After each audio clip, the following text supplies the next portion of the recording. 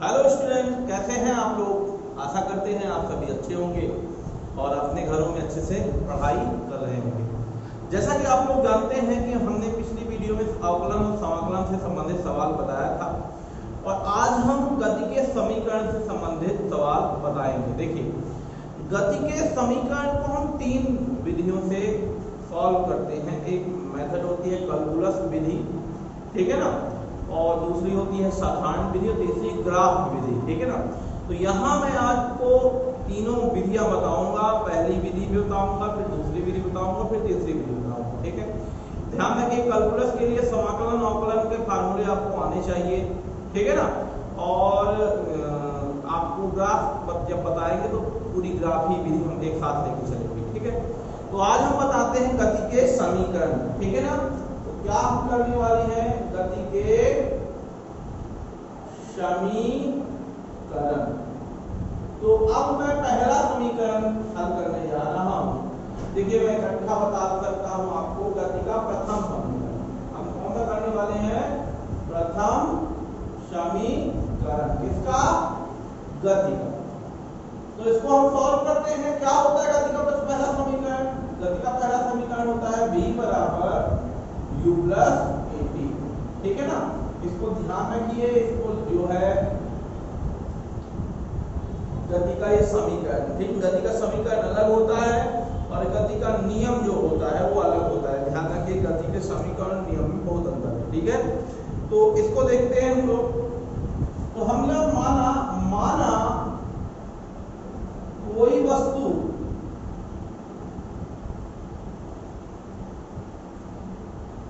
एक समान त्वरण a से गतिमान है, किसी क्षण t बराबर 0 पर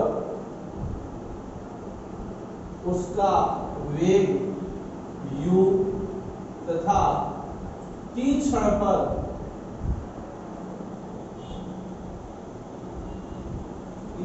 पश्चात उसका वेग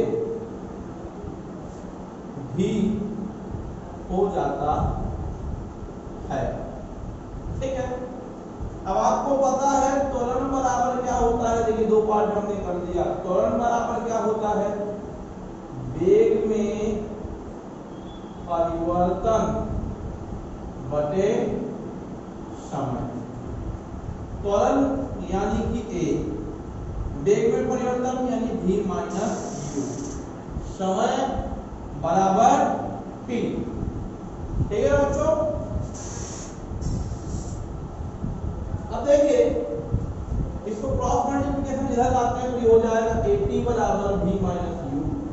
इसको सही ढंग से लिखते हैं तो v minus u equal to at, मतलब इसको इधर लाए, इसको उधर लाए, u को उधर भेजेंगे तो v बराबर u प्लस at आ गया। यही है हमारा, यही गति का प्रथम समीकरण है।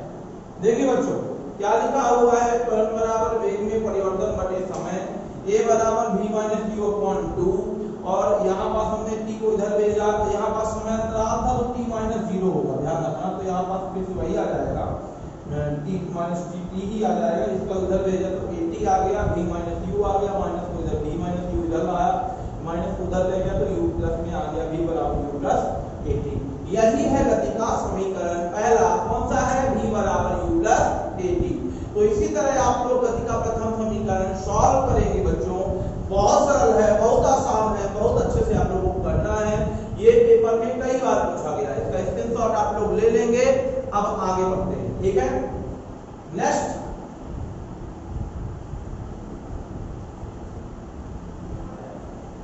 देखिएगा दूसरा जो है, दूसरा दिया हुआ है बी नंबर है गति का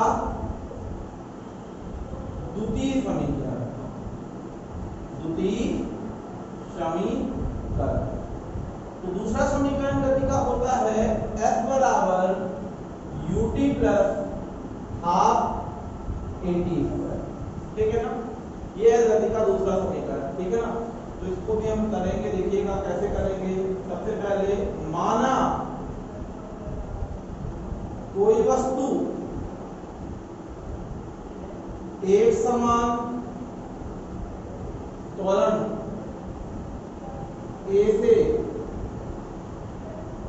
गतिमान है, किसी क्षण t बराबर 0 पर उस वस्तु का वेग u तथा क्षण t पर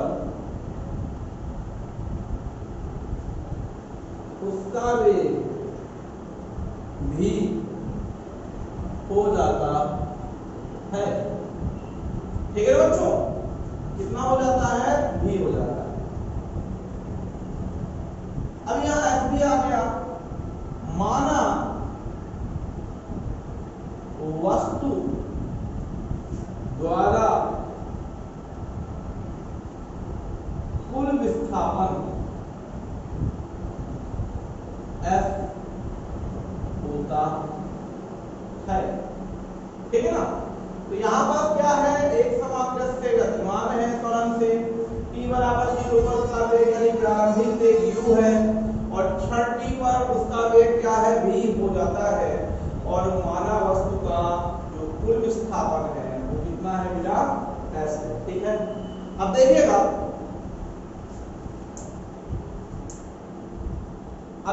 इसको कैसे करना है। अब आपको ये पता है कि औसत वेग बराबर क्या होता है?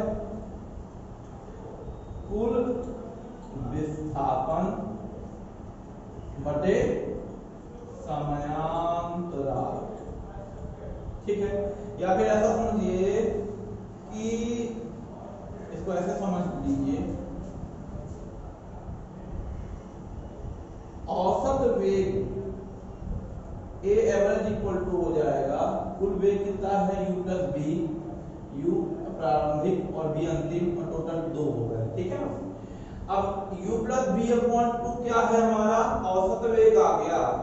और आपको पता है कि भाई विस्थापन बराबर क्या होता है? कुल विस्थापन बराबर क्योंकि विस्थापन ही निकालना है, आप लिख सकते हैं औसत वेग गुणे समयांतराल, ठीक है। तो औसत वेग कितना आया बेटा आपका?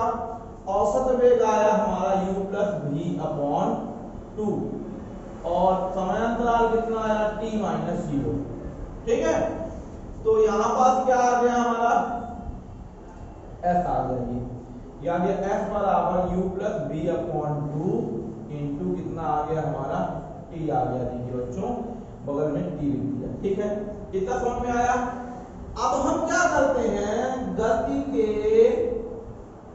प्रथम समीकरण से, गति का प्रथम समीकरण क्या होता है? v बराबर u प्लस at, और हम v बराबर v की जगह जहां v दिख रहा है आपको, वहां क्या लिख देते हैं? u प्लस at लिख देते हैं। इसका स्क्रीनशॉट आप ले लेंगे, ठीक है ना।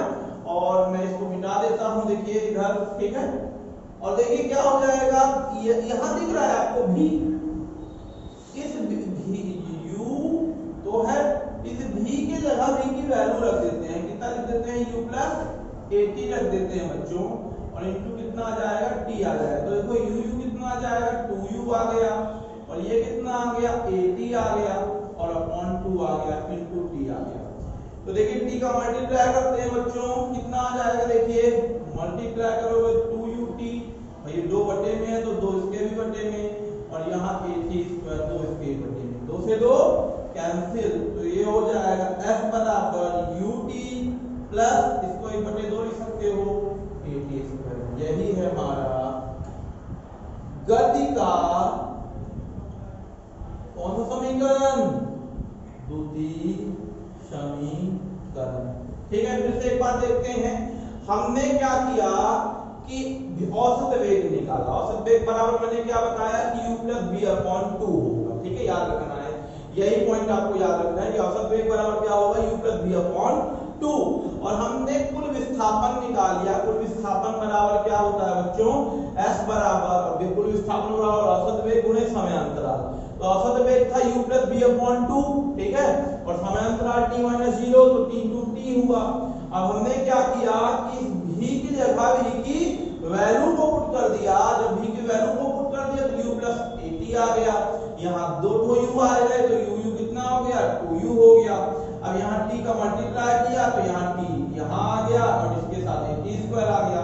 दो बट्टे में था तो दोनों के बट्टे में कर दिया, इसके भी और इसके भी, और आ गया हमारा 2ut अपॉन 2 और 80 स्क्वायर अपॉन 2। 2 से 2 कैंसिल हो गया और ये आ गया ut और ये आ गया 1 अपॉन 2 80 स्क्वायर। इस तरह से ये गति का द्वितीय समीकरण सॉल्व हो गया, जो कि है f बराबर ut प्लस हाफ 80 स्क्वायर। ठीक है बच्चों,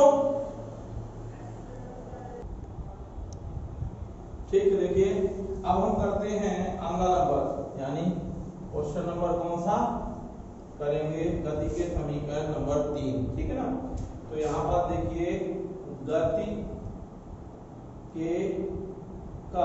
का कौन सा समीकरण, तीसरा समीकरण। देखिएगा, मान लेते हैं, वही चीज मानना है, माना एक वस्तु एक समान त्वरण A से गतिमान है, किसी क्षण t बराबर 0 पर उसका वेग u तथा t क्षण पश्चात वस्तु का वेग भी हो जाता है। देखिए दोस्तों, ये जो है हमारा दिया हुआ है, माना एक वस्तु है एक समान त्वरण A से गतिमान है, किसी क्षण t बराबर 0 पर उसका वेग u है, तो t क्षण पश्चात उसका वस्तु का वेग भी हो जाता है ना। और एक चीज और मान लेते हैं, माना वस्तु का विस्थापन f, ठीक है। तो ये है हमारा क्या कहते हैं, वस्तु जो कि A से गतिमान है त्वरण से t बराबर 0 पर, यानी प्रारंभिक वेग u है और t क्षण पश्चात यानी अंतिम वेग भी है। ठीक है, तो सबसे पहला काम हमारा यही रहेगा। तो औसत वेग आपको पता है, औसत वेग बराबर कितना होता है, औसत वेग बराबर v u plus v upon 2, है ना। ये है हमारा औसत वेग। ठीक है, अब आपको क्या करना है, कुल विस्थापन निकालिए, वही फार्मूला, बिल्कुल वही फार्मूला। कुल विस्थापन बराबर क्या हो जाएगा बच्चों, औसत वेग गुणे समयांतराल। ठीक है, यहाँ समयांतराल लिखा हुआ है, छोटा लिख देते हैं, समयांतराल। ठीक है, तो विस्थापन यानी s, औसत वेग यानी u प्लस v अपॉन 2 और समयांतराल यानी t माइनस 0, जैसा कि पहले हमने किया था। भाई प्रारंभिक वेग u, अंतिम वेग v, u plus v upon 2, ये हो गया औसत वेग। और समयांतराल क्या हो गया बच्चों, t माइनस 0। भाई पहले तो बाद में वाला t था, फिर पहले 0 था, तो t माइनस 0। ठीक है ना बच्चों, तो ये आ गया हमारा f बराबर u plus v upon 2 into t। ठीक है, अब यहां से थोड़ा सा आपका ये समीकरण चेंज हो जाएगा, जैसा कि हमने पहले किया था ठीक उसी तरह इसमें भी करना था। यहाँ तक था ना पुराना, जैसा हमने गति के द्वितीय समीकरण में किया था, सेम टू सेम आपको किसमें करना है, इसमें करना है। ठीक है, आपको कुछ चेंज नहीं करना है। आपको यहाँ तक कि ये जो आपने लिखा है, माना कि एक समान त्वरण A से गतिमान है, ये भी पूरा का पूरा गति के द्वितीय समीकरण जैसा ही लिखना है आपको। ठीक है, और यहाँ भी कुल विस्थापन बराबर s और औसत वेग u plus v upon 2 into T.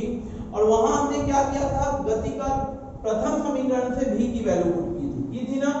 और इसमें क्या करना है, इसमें थोड़ी सी चेंजेस ये करनी है कि गति के समीकरण 1 से ही t की वैल्यू निकालनी है। किसकी वैल्यू निकालनी है, t की। तो लिखिए, देखिए गति के प्रथम समीकरण से, यानी a बराबर v या v बराबर u प्लस ए टी। देखिएगा, इसको उधर भेजिए तो ये हो जाएगा v minus u equal to a t. इसको इधर साइड लिख देते हैं तो ये हो जाएगा ए टी बराबर v माइनस यू। टी आप a को इधर भेज दीजिए तो t बराबर कितना आ जाएगा, v माइनस यू अपॉन ए। ठीक है ना। इसका आप स्क्रीनशॉट निकाल लेंगे। ठीक है, स्क्रीनशॉट इसका आप लोगों को नोट कर लेना, क्योंकि मैं इसको मिटा दूंगा अभी। ठीक है, अब देखिएगा, अब ये आ गया t की वैल्यू। अब इस t की वैल्यू को बस यहाँ पुट कर दीजिए और आपका गति का तृतीय समीकरण आ जाएगा। तो मिटाएं, देखिए कैसे करते हैं। बहुत सरल है ये, बहुत आसान है, आपसे बहुत आसानी से बन भी जाएगा। तो यहाँ पर देखिए, इसको लिख लो, मैं लिख लो समीकरण नंबर 1 और लिख लो समीकरण नंबर 1 में, समीकरण नंबर 1 में t का क्या रखने पर, मान रखने पर। तो रख दीजिए s बराबर u plus v, u plus v को v प्लस u भी लिख सकते हैं, बिल्कुल लिख दीजिए v plus u upon t। और यहाँ पास लिख दिया हमने t की जगह v minus u upon a। ठीक है, क्यों लिख दिया, क्योंकि यहाँ v पहले था इसलिए इसमें भी v पहले लिख दिया। और प्लस वाली संख्या आगे पीछे हो सकती है। ठीक है ना, क्रम विनिमय का पालन करता है। अब देखिए क्या हो गया, a plus b a minus b, क्या होता है a plus b a minus b, बताइए बच्चों, a square minus b square. तो क्या हो जाएगा,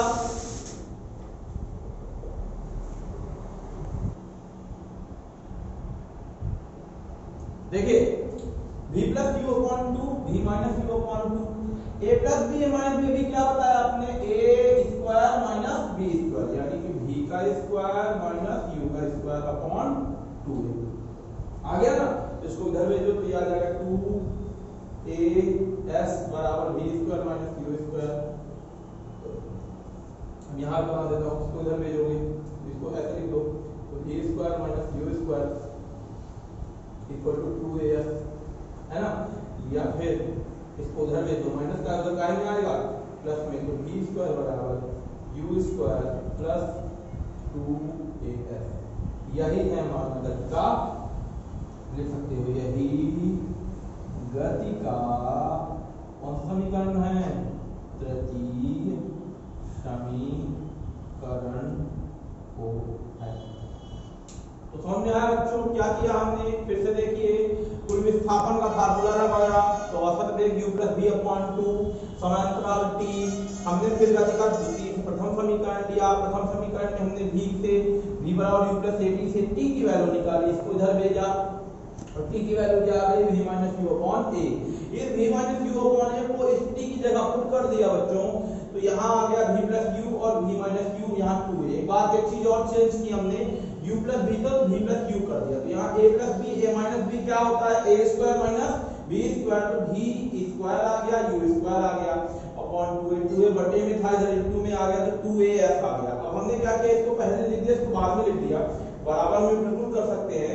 ये माइनस का उधर भेज दिया, तो क्या आ गया हमारा u square plus 2as, v square बराबर u स्क्वायर प्लस 2as। यही है आज का हमारा वीडियो। ठीक है बच्चों, देखिए बच्चों, मैंने कई बार बताया है आपको, तो गति के तीनों समीकरण हमने कर लिया। अब इस गति के तीनों समीकरण के तीनों सवाल तो नहीं कर सकते, हम अगले वीडियो में इससे संबंधित सवाल लाएंगे आपके पास। ठीक है ना, आज एक सवाल आपको बता देता हूँ। ठीक है ना, एक सवाल आपको करके दिखा देता हूँ। क्वेश्चन है हमारा, बहुत सरल है क्वेश्चन, फिर भी मैं बता रहा हूँ, बहुत अच्छे से देखिएगा। क्वेश्चन ये दे दिया है कि एक वस्तु विराम से चलकर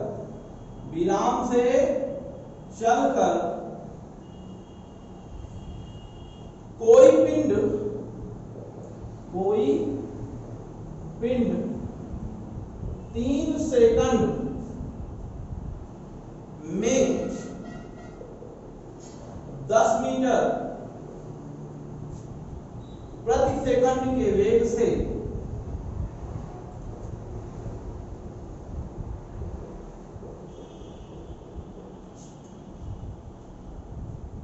वेग प्राप्त कर लेता है, वेग प्राप्त कर लेता है, त्वरण क्या होगा? देखिए बच्चों, सवाल करने के लिए आप कोई भी समीकरण लें, पहली बात ध्यान दीजिएगा, v बराबर u प्लस ए टी ले या s बराबर u t plus half A T square ले, v स्क्वायर बराबर u स्क्वायर प्लस 2as ले, प्रत्येक सवाल में 4 चीजें दी रहती हैं। देख लीजिए, प्रत्येक कोई भी ऐसी चीज सवाल नहीं है, समीकरण नहीं है, क्या तीनों समीकरण में कुछ ना कुछ 4 चीजें दी रहेगी। देखिए पहले समीकरण में क्या दिया है, v दिया है, u दिया है, a दिया है, t दिया है, 4 चीजें हो गई ना। दूसरे समीकरण में f दिया है, u दिया है, a दिया है, t दिया है, हो गई ना 4, ठीक है ना, s u t है ना, और a। अब इसमें v दिया है, u दिया है, a दिया है, s दिया है। देखिए अगर आपको समीकरण के 3 चीजें मिल जाए, समीकरण में 3 चीजें, कोई भी सवाल होगा उस सवाल में 3 चीजें दी ही होंगी, बिना 3 चीज निकाले आप सवाल लगा ही नहीं सकते हैं, और आप देखेंगे तो पता चल जाएगा आपको ये सवाल दिया हुआ है। ध्यान दीजिए, अगर आपको केवल u दिया हो, v नहीं दिया हो, ध्यान दीजिए, u दिया हो, v नहीं दिया हो, तो आप हमेशा ध्यान देना है, तो आपको f वाला फार्मूला लगाना है, ठीक है। अगर आपको u v दोनों दिया है तो समझ जाइए पहला नंबर समीकरण लगाना है या तीसरा नंबर समीकरण लगाना है। तो हम क्या करते हैं, देखिए क्या क्या दिया है, पहले देखो वस्तु कहां से चली है, विराम, विराम पे चली होगी तो u क्या हो गया होगा, 0 हो गया है, ये दिया है हमने लिख रहे हैं, ठीक है ना बच्चों। अब वह 3 सेकंड बाद, यानी टाइम आपको पता चल गया कितना दिया हुआ है, 3 सेकंड दिया हुआ है, वह 10 मीटर प्रति सेकंड के वेग प्राप्त कर लेती है, यानी v जो होगा हमारा क्या आ गया, 10 मीटर प्रति सेकंड आ गया। देखिए 3 चीजें आ गई, किसमें दिया है, vu और t, मैं पीछे से जाता हूं, देखो vu दिया है लेकिन s नहीं दिया है, तो ये समीकरण नहीं बन पाएगा। दूसरा नंबर देखिए, s दिया ही नहीं है, u दिया है हमारा, t दिया है हमारा, a दिया ही नहीं है, a तो निकालना ही है, तो पहला समीकरण बस लगेगा, केवल पहला, क्योंकि v u t दिया है, a निकालना है, तो रखें हम।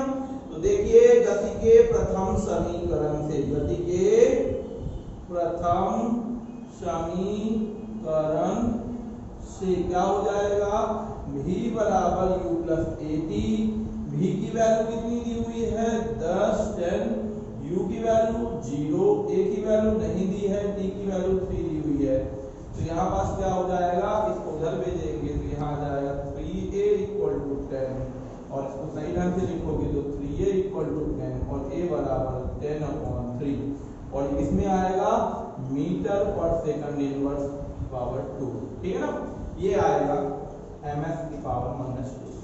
ये क्या आ गया हमारा, यही है हमारा त्वरण का मान, ठीक है ना बच्चों। तो कैसे किया हमने इसमें सबसे पहले क्या किया कि सबसे पहले हमने इसमें देखा कि क्या दिया है, दिया क्या है, इसको हमने लिखा, कैसे लिखा, जैसे लिखा था विराम से चलकर, तो हमने विराम का मतलब क्या होता है, v बराबर 0, u बराबर 0, ठीक है ना। कभी कभी ऐसा भी दिया रहता है कि अगर कोई वस्तु चलती है और चलकर रुक जाती है, तो ध्यान रखना रुकेगी तो v बराबर हो जाएगा 0, ठीक है ना, और यहाँ विराम से चलेगी तो u बराबर हो जाएगा 0, ठीक है।